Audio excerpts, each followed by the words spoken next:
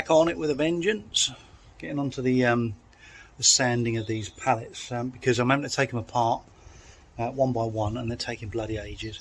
But I'm sanding the pallets down so that I can actually just store the wood to one side, because I've got no room in the van to get any more pallets. So I need to break a pallet up.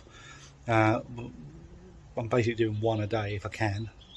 It takes bloody ages, and I end up with about 3 bits of wood from each pallet. And then oh, by the way, Mark, I haven't forgotten about the pallet separator. Just haven't found one yet. Anyway, if anyone's got a pallet separator I can borrow, awesome.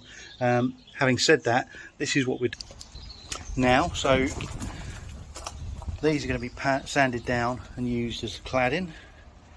They don't need to be treated because they're going to go on top of the water barrier, vapour barrier I should say. The van should be nice and dry inside. Anyway, I'm sanding them down at the moment. I've broken one belt, and well, don't even ask what's happened with the sander.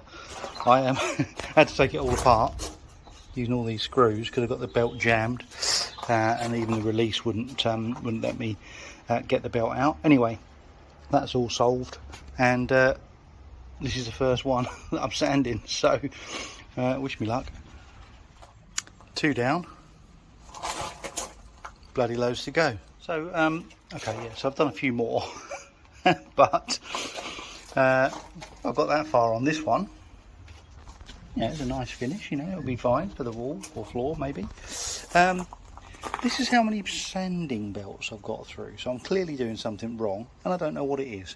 Perhaps when someone sees this and I've got through 40,000 sanding belts to do the rest of these, then I'll get some advice. Oh dear, I do love this sort of stuff. Now I've taken to trimming the ends off because I've got through all of the sanding belts. I'm clearly doing something wrong, or they're shit sanding belts, but anyway, it doesn't really matter. I'm making progress. So yeah, I've just thought I'd just trim the ends off so they're all square with the trusty old saw, and yeah, it's doing alright. This one's a bit more predictable. It's not perfect, but then they are pallet wood, so I don't want it to look pristinely perfect like some of these. Mainly because my craftsmanship's not up to scratch. So I'm just going to do the best I can with it, and I'm going to enjoy the process. So there we go. Incidentally, on that rustic, rough cut look that I'm going to achieve is these nail holes. I'm going to leave those in there and use a different type of fixing to clad the van. I might use pins or something like that, but whatever happens, these little beauties are staying there because I think they're pretty cool. So they're all done, well, chopped and ended, squared up at the ends and whatnot.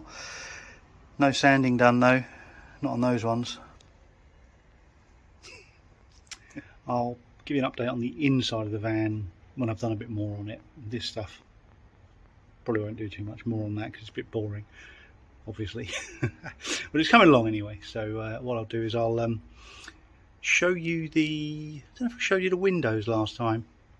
I'll show you the windows. I've got to figure out a way of getting those in the van, so if any of you got any bright ideas for installing windows in a van, and I'll show you the ones that they are before you give your advice, because there's no point doing that.